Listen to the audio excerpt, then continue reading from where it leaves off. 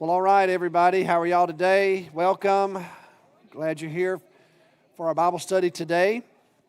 And we want to welcome those of you here in the room who are enjoying some lunch today, and also those of you that are joining us online. We want to welcome you today as well. And so let's begin. Today we're going to talk about God's provision for the journey for the children of Israel, and we're going to start in Exodus 15, verse 22. You know, last time we were together, we looked at the Song of Moses, the Song by the Sea, the Song of Moses, Song of Miriam. And so now the narrative material picks back up again in Exodus 15, verse 22. So, if you look at that verse with me, it says, "Then Moses led Israel from the Red Sea, and they went into the desert of Shur. And for 3 days they traveled in the desert without finding water." So, what I would say about that is, as I put in your outline, the journey commences. We're fresh off of the children of Israel being delivered from Egypt, the parting of the Red Sea, the destruction of part of Pharaoh's army. And so now we're actually going to begin the journey. Now, it turns out, y'all have read this, so you already know, it turns out this is going to be a 40-year journey in the wilderness. Now, if we go back and try to read this through the eyes of the people that experienced it, we will acknowledge that neither Moses nor the children of Israel had any idea about how long this was going to take. We're not sure how well traveled any of them were. We know Moses had traveled some, but there were probably some who had traveled some. Some of the Israelites had. So I believe they would have known in general that it's about a 3-week journey, give or take, to the Promised Land from Egypt. Okay? So, and I'm not sure what their conversations were like. I don't know if y'all have ever thought about it. But, you know, we talked about the plagues. We think the plagues, based upon just a little bit of inferences about different times of the year when these plagues occurred, we think the plagues took place over about 8 to 10 months. Once again, give or take. So, for the last 10 months or so, they have been watching God perform these incredible signs. Now, they knew, at least according to what Moses had told them is that the plan was for them to leave Egypt. And so I don't know what all they talked about. I don't know if y'all have ever thought about it. Do you think particularly Moses and Aaron had conversations like, so, how long do you think this is going to take? Which route do you think we should follow? Should we go north? Should we take the southern route to the Promised Land? Who all might be in our way? What type of Bedouin groups or tribal groups are going to impede our progress? I highly doubt, and I could be wrong, but I highly doubt that in any conversation that Moses had with anyone, when they asked the question, wonder how long it would take, that anybody would say, probably about 40 years. I don't think that's what was in their minds. They were probably assuming they were going to go straight forth to the Promised Land. And after all, they had seen God do some incredible miracles. So perhaps the sense was the path is going to be open for us to make our way into the Promised Land. And I'm not sure even how Moses and Aaron worked that out. I'm pretty confident, though, that if you think about leading people and you're about to take a trip, if you're in leadership and you are responsible for a trip, you give it some thought. Is that not true? Some of y'all have led trips before, haven't you? You've led mission trips or family vacations or whatever. And if you're the one that's in charge, don't you normally think about, okay, it's probably going to take a little while to do this, and then maybe we can do that. And you've kind of put an itinerary together in your mind. I'm not sure, but I'm just assuming that Moses and Aaron had had some of those conversations about how long this thing was going to take. But they did not realize what was in front of them. So here we are in Exodus 15. So you think about the opening books of your Bible, okay? So we get to Exodus 15. So just imagine the rest of the book of Exodus, okay? And then we're going to move to the book of Leviticus. Then we're going to go to the book of Numbers. Then we're going to go to the book of Deuteronomy, and they're still going to be in the wilderness. So we're going to make our way through these next 3.5 or so books of the Bible that are very pivotal books, and Israel will be not yet in the promised land for that entire stretch. It's really pretty fascinating if you pause and think about it. And I know that we read over it quickly, and I get that. But y'all just think with me for just a second. Where were you 40 years ago? So just think about that for a minute. How much has happened in your life in 40 years? Wouldn't we all agree? A bunch, wouldn't we? A lot has happened in your life. Okay, some of y'all in the back of the room, you don't have 40 years in you, okay? I know, trust me, I know you're all braggy back there. Katie keeps waving her hands. I don't have 40 years in me. I got it.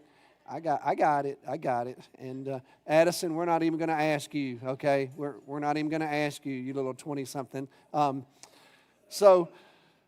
it's easy to run past it, but just think about it. That's how much, when you think about all that's happened in your life in 40 years, that's what's going to happen here with these people. They're going to spend a generation in this wilderness experience. It's a fascinating thing. So, with that said, here's what we're going to see take place in the wilderness. I put it in your outline. Testing and grumbling.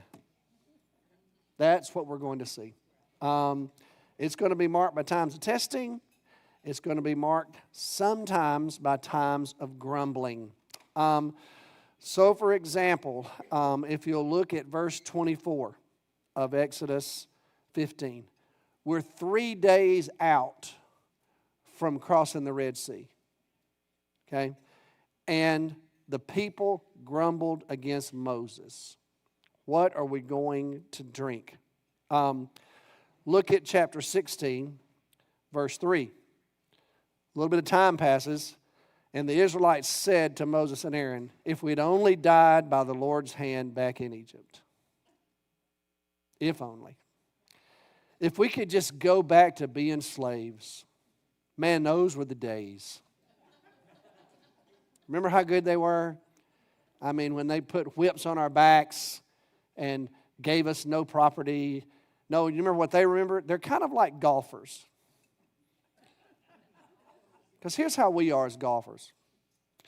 When I remember reading an article several years ago about a caddy, and they asked this caddy, they said, you caddy a lot of you were is the caddy for a professional golfer, and said, y'all have a pro-am every one of these tournaments, so you actually watch amateurs hit golf balls as well as professionals. What's the biggest difference? And here's what this caddy said. He said, well, my pro that I caddy for, he mishits about one ball in a round. He says, in other words, every shot he hits, it may not go exactly where he wanted to go, but he hits it on the face of the club pretty much every single time. He might miss one shot in a round of golf. He said, an amateur will hit maybe one shot in a round of golf. Okay, I'm an amateur golfer. Here's what I want y'all to know. When I finish a round of golf, it doesn't matter what I shoot. Guess what I remember? Man, can you believe that 8-iron I hit on 15, man? I think that's the best shot I've ever hit in my life. And sometimes I'll say that to Cindy, who's been with me, and she'll say, no, I don't remember that, but I do remember that driver that went in the water, and then you dropped another ball and hit that one in the water, and then you dropped another one, and I'm like, I don't even remember all that. All I remember is that purely struck 8-iron. Look at what they say. Look at verse 3 of Exodus 16. The Israelites said to them, if we'd only died by the Lord's hand in Egypt, there we sat around pots of meat and just ate everything we wanted. Now, how often do you think those slaves actually sat around pots of meat and ate everything they wanted? Maybe once every what? I don't know. Pick a number. But that's the only thing they can remember. So they're out in the wilderness, and what's taking place is it's days of walking. And remember, we talked about this a while back. How many of them were there? Depends on how you interpret some of those Hebrew words as the story's told. Some people say there were 600,000, some up to 1 million, some more 25 to 30,000. I probably lie in that camp. But regardless, there's a whole bunch of people. Because even when we agree, 30,000 people would be a whole lot of people to keep up with. Okay, there's a lot of these people.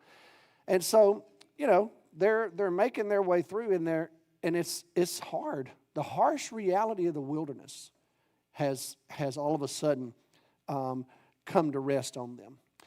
I remember years ago, I heard a missionary that was was preaching in chapel at Southwestern, and the missionary talked about the difference between the poetry and the novel.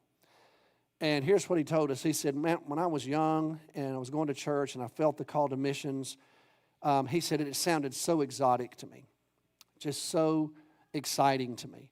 Go to another culture, live in another country, learn another language, experience God's hand in just some incredible ways. And he said, I call that the poetry of my calling. He said, I get to the mission field, and he said, I'd been there for a little while, and he said, my wife was having a really hard time. Our children were young. The children weren't adapting very well. We were struggling in our marriage and trying to figure out how to handle life and handle these children. But I was a missionary. I had a responsibility. And he said, one day I had met with a local leader, and they had shared with me that they want me to come back and tell the story of Jesus in this particular village. He said, so we made plans. They were all going to come. They were going to bring their leaders. All this stuff was going to happen. He said, and so I go home and explain it all to my wife, and she says to me, you can't leave right now. One of the kids was really sick. There was just all this kind of stuff that was going. The situation is, you just can't go, and it's just not a good time. And he said, no, I'm going to go. He said, I've got to go. I've made a promise. He said, so I drive down this long road. The road ends. I have to meet a guy there. I rent a donkey. He said, I ride on this donkey for a day. We have to camp out at night. We spend the night in a tent. We get up the next morning. We ride the donkey the rest of the way. He said, I finally get to the village, and the leaders have all forgotten about the meeting, and they're all out working in their farms, and no one comes. He said, so I had to turn around, get on the donkey, ride it back a day, spend the next night in a tent, get the donkey back to the road, get in my car, come home. And when I get home, my wife says, well, I told you shouldn't go. The kid is sicker than when you left. Please tell me you had an incredible revival. And he said, actually, nobody came. He said, that's the novel of my missionary life. He said, so if the poetry takes you to the mission field, the novel will send you home. Does that make sense? In other words, the harsh reality. Well, if there was any poetry about being delivered by God, on your way to the promised land, plagues, parting the Red Sea, well, the novel of having nothing to eat or drink is going to drive you crazy. Does that make sense? Sometimes we can be really harsh on these people, and I get it. But here's the thing. They're traveling through a pretty difficult terrain. And as I put in your outline, in this part of the world, this is going to present some practical challenges. 2 of them, water and food. What are we going to drink, and what are we going to eat? And these are pastoral people. So even if they have animals with them, if y'all know anything about pastoral people, they are loath to kill their own animals. Many times, particularly if they're traveling, that's just not what they do. It's very common that they purchase meat. They don't kill their own meat. And so who knows what all they had with them, but the bottom line is they needed to eat and drink. So you get to chapter 15, verse 22, verse 23, and they're thirsty. So look at what happens to them. They get to Marah, and they couldn't drink the water because it was bitter. That's why it was called that. Well, when you just study archaeology in that part of the world, and you try to figure out the route that the Israelites were on, probably in the back of all of y'all's Bibles, you've got maps of kind of the conjecture of this is how we think the Israelites journeyed. They made their way down to the southern part of Sinai, Saudi Arabia, we would call it today. We think that's the direction that they went. Some of the challenges is the names of those places have changed through the years, as you might imagine, because remember, we're talking about 3,500 years ago. This is a long time ago, okay? So we don't know for sure. We do know this. All along the way in that part of the world, though, there are springs and oases and wells. There are a lot of artisan wells in that part of the world. That typically produces water that has lots of chemicals in it. So it has a certain taste to it. So it wouldn't be uncommon to come across a well or a spring and it would taste bitter. And so, well, Moses, if you remember, Moses has lived out in that part of the world. He's been in Midian for 40 years. And so he's been a shepherd. He's been out with his sheep. He's probably encountered this kind of thing before. They had all kind of tricks that they would use to sweeten the water. And so it wasn't uncommon for them to use certain types of wood that they would actually place in wells or in pools of water to offset the taste. It's kind of like living in Pantego. Okay, I didn't say that out loud. I didn't. Okay, I'm sorry. But, when Cindy and I first moved to Texas, and we'd been out here for a while, and been in seminary, and my family has always made fun of me for living in Texas, just for a number of reasons. But anyway, so finally we moved to a little bitty town called Mertens, and right outside of Hillsboro. But Mertens had a bad water system in those days. We had a water well right next to the church and water tower. But in your water bill every month, it would say, do not give this water to infants. It causes modding of the teeth. So there was a red letter thing on your water bill every month. So my mom and dad came to visit right after we got there. Well, every once in a while, that water tower would quit working, and you just wouldn't even have any running water. And so we would have to go to this spigot that was in the next county, in Navarra County. Navarra. Is it Navarra? It's with an O, right? Navarra County. We had a farmer who had a place there, and we could go get water from his place. So we would go and just fill up buckets and buckets and buckets of water. Ended up being our drinking water for all the years we were there. But nevertheless, my dad, when he got here, y'all, and we didn't have running water, he was like, Texas, why in the world have you moved to Texas? And then here's what I told him. I said, well, let me just show you this. Even when we have running water, you can't drink it. So anyway, that went over really well with him. But these people get to this place and they find water, but they can't drink it. Okay? So obviously, they're wanting to know, what are we going to do? So notice what happens. If you look at verse 25, Moses cried out to the Lord, and then the Moses, if he's our principal writer, which is kind of what we think, okay, the text says, do you see this? And the Lord showed him a piece of wood. Do y'all see that text? That word showed is an interesting word in Hebrew. It's the Hebrew word for Torah. It's the Hebrew derivative of the word for the law. The law is called the Torah.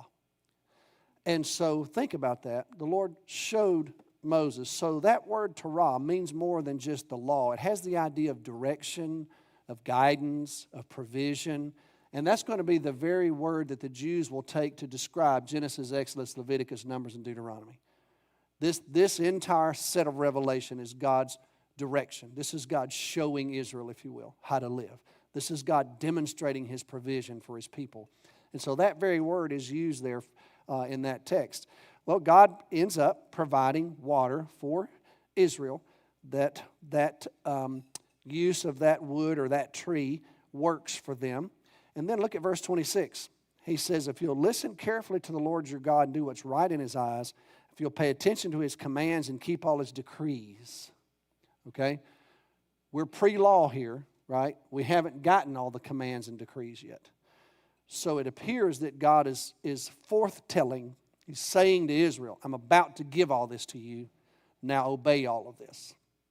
Now there are some scholars who say, well, maybe Israel already had some of these decrees and commands. Maybe there had already been something that the Lord had given to them. And that could be true. But what I would say is I believe is pointing forward to what He's about to share with them. And then He says, if you will listen to me, what I'm about to share with you, I'm not going to do to you what I did to the Egyptians. And then notice verse 27. One of the largest areas in antiquity that was referred to as a place where there were springs and ample water was called Elim. And so eventually Moses leads the people there. And the Lord takes them there, and there's a place for them to camp for a while, and there's ample water for them to drink. Okay? Now later, you're going to come to chapter 17, and they're going to be on the journey to Mount Sinai, and they're going to be hungry again. And so God is, if you look at chapter 17, verse 3, the people were thirsty for water there, and they grumbled against Moses and said, "Why did you bring us up out of Egypt to make us and our children and the livestock die of thirst?" And Moses cries out to the Lord in verse 4 and says, "What am I going to do? They're about to stone me." And then here's that famous story where God tells Moses, "Go strike the rock there at Horeb, and water will pour forth, and there will be enough to feed everybody, all the animals, the livestock, and everybody." And so that's exactly what happened. So that becomes a very famous story in the life of Moses and the life of Israel, where Moses will strike that rock. Now, y'all know we're going to find ourselves again there at the end of this story, right? And remember what Moses is going to do. He's going to strike that rock again. Y'all remember? And so just kind of tuck that away, because we'll eventually come all the way back to that very place where Moses is going to disobey God at that place. It'll become a fateful place for Moses. Right now, it's a place of provision. It's a pretty incredible story. God provided sufficient water. The first one, it was bitter. The second one, there was just no water to drink. And now the Lord has provided for them. But along the way, God's testing them, and they're grumbling. That's just kind of the part of the journey in the wilderness for them. Then you come to chapter 17, verse 8, and we see not just God's hand of provision, but for food and all that. A part of God's hand of provision has to do with protecting Israel. So if you look at verse 8, the Amalekites hear about Israel, and they notice that Israel is camping at places where they're getting their water too. And so they're threatened by that. And so they're deciding this is actually going to happen to them when they get to Canaan. These tribal groups, these Bedouin communities, they're watching this horde of people come across the wilderness, and now they're accessing their resources. So these Amalekites, I can promise you, knew all about Elim. That's probably where they went to water their livestock as well. And so they're thinking, wait a minute, we're not going to let these people come in and take all of our stuff. They're going to take over. And so they attack, okay? And, well, y'all remember this story. Moses, let's look at it in verse 8 of chapter 17. They came and they attacked the Israelites at Rephidim. Now Joshua appears. So Moses says to Joshua, "Choose some of our men and go out and fight the Amalekites. Tomorrow I will stand on top of the hill with the staff of God in my hands." And so Moses already has in his mind that God is going to provide for his people. And this is not just going to be something that's dependent upon their ability alone. Now, they're going to have to participate, and they're going to have to go fight, but Moses is going to stand on their behalf. And so we have that other famous story where Moses stands on the mountain with Aaron and Hur beside him. Remember, as long as Moses had his staff up in the air, the Israelites would win the battle. And then once he got tired, y'all remember, then they would wane. And so Aaron and Hur stood on either side of him, held his arms up, and they were able to defeat the Amalekites. This was a huge victory for Israel because at this point, they're untested militarily. We have no idea how they thought about being able to defend themselves. And I can promise you the Amalekites were not untested. These people had fought before. You know, they're survivors. They're people who live out in the wilderness. And so they're accustomed to engaging in battle. And so I'm assuming they just thought they would rout the Israelites. But God provided once again for the Israelites so that they wouldn't be destroyed by the Amalekites. Now, that's just a little precursor of what's to come. Because when they get in the land of Canaan, they're going to encounter all kinds of ites, right? Just all kinds of ites. Tribal groups, Bedouin communities, fortified cities. There's a whole lot in front of them in the Promised Land. And it's going to be a challenge for them to overcome all these different groups. So this is just the very first skirmish. Now, when you come to chapter 18, Moses pauses and gives you a little glimpse about what life was really like in the camp of Israel. And turns out they needed to be governed. You know, so let's look at chapter 18, verse 1. It says, "Now Jethro, the priest of Midian, the father-in-law of Moses, heard of everything God had done for Moses and for his people Israel, how the Lord had brought Israel out of Egypt. And after Moses had sent away his wife Zipporah, assuming evidently in Egypt before they had escaped through the Exodus, his wife went back home to her father. And by that time, Moses had two sons. You see that in verse 3. Gershom, we already know about Gershom. But now he has, his name meant foreigner. But now he has a son named Eleazar. And Eleazar, you see that El, that's a word for God. God has helped me. And so he has 2 boys. And so Moses has celebrated what God has done for him. So verse 5, Jethro, Moses' father-in-law, together Moses' sons and wives came to him in the wilderness where he was camped near the mountain of God.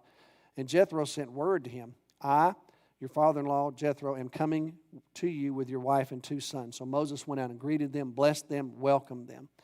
It's interesting, when Jethro gets there, Jethro praises Yahweh for what he's done and offers up a sacrifice to God. So there's always been this question about Jethro, how much did he know about Yahweh? How much did he know about the Lord? Remember, he's introduced as a priest in Midian. Y'all remember that? What does that mean? And the short answer to that is, y'all, we don't really know. We just don't know. But here's what we do know. When he gets to this point in his life, he's recognizing Yahweh as the true God. So he wants to offer up a sacrifice to him. So he does that. But then a very interesting thing happens. Fathers-in-law tend to give sons-in-law advice. Have y'all ever noticed that? I don't know if y'all have ever experienced that or not. But it's almost like you just can't help yourself. It is what it is. In this case, it turned out to be really good advice. So Jethro, if you look at verse 13, it says, the next day Moses took his seat to serve as a judge for the people. This is very common in the Eastern world. It's still true today. We're not as used to it in the Western world. So, for example, none of us in this room probably think that we could go to Washington, D.C., and on a certain point of time, just on a given day, that President Biden would just have a day for anybody to come in and ask questions and be given some kind of counsel.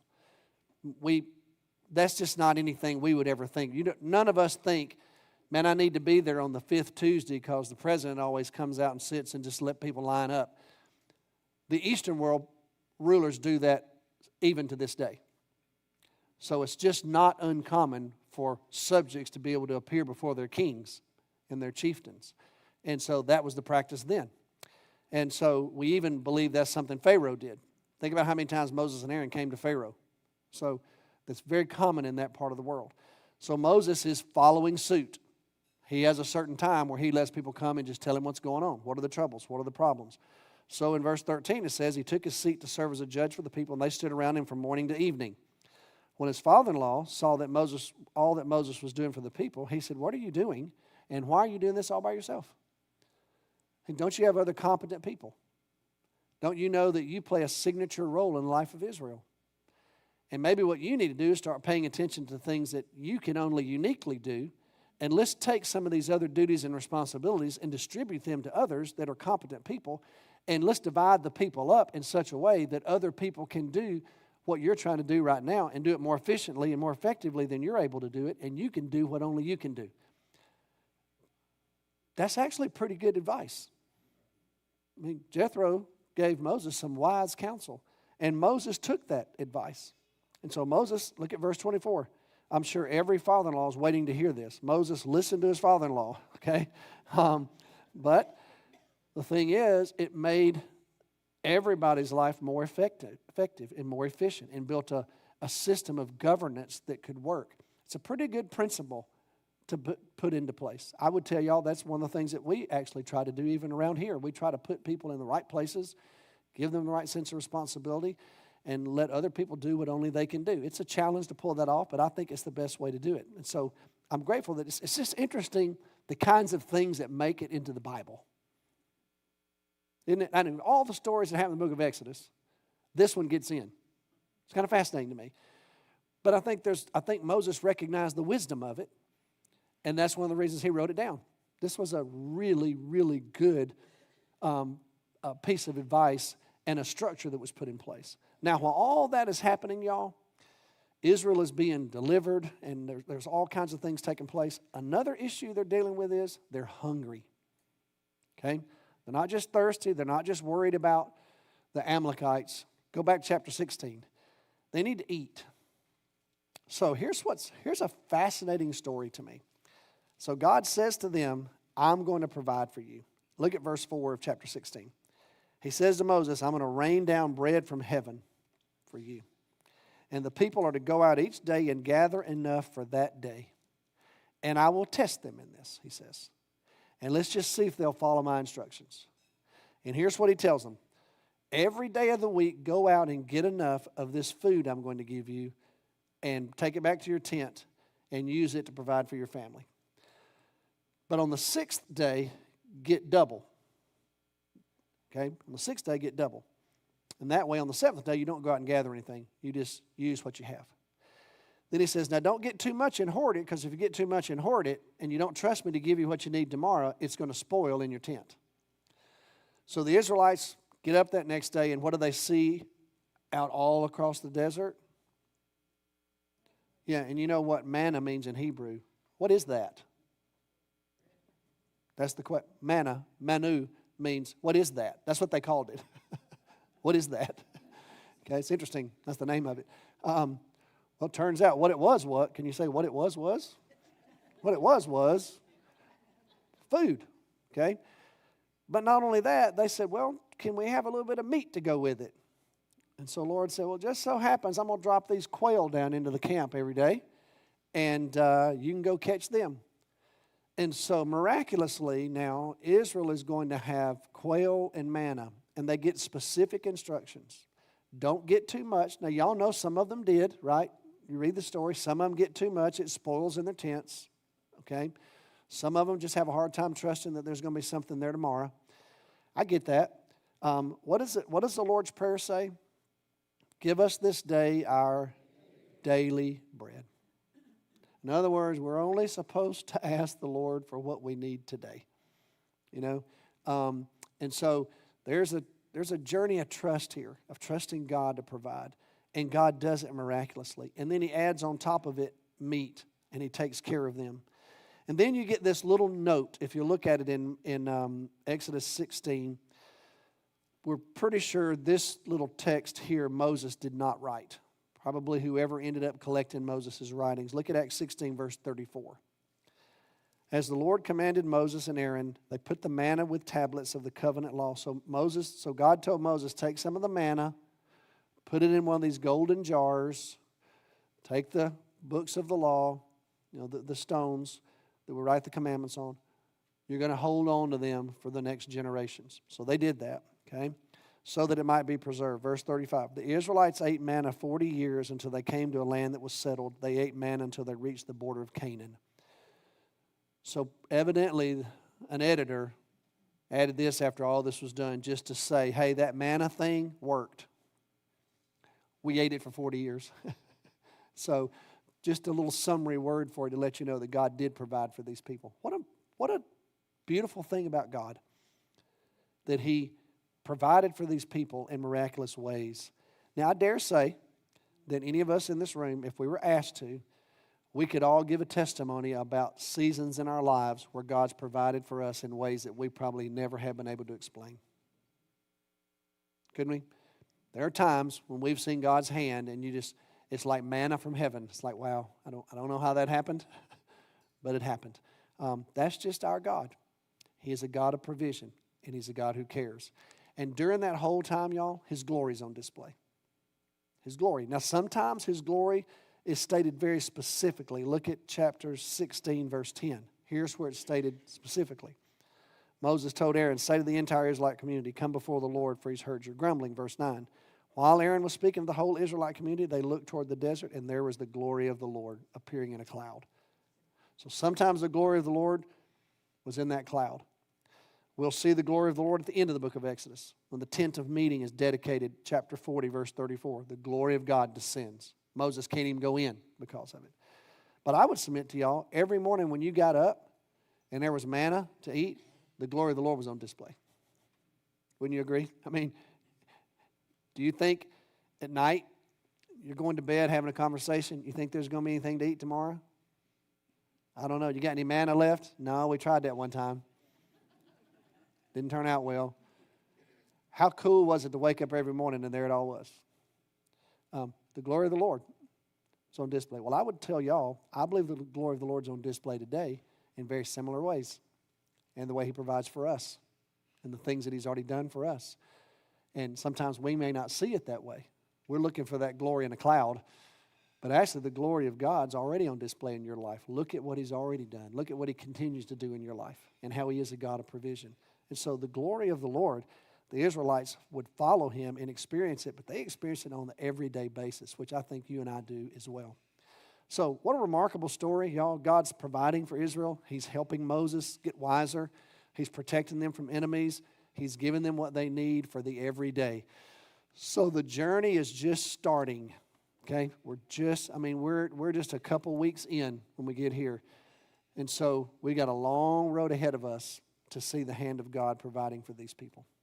All right, I'm going to stop right there. So those of you who join us online, blessings. We'll see you next week. Okay.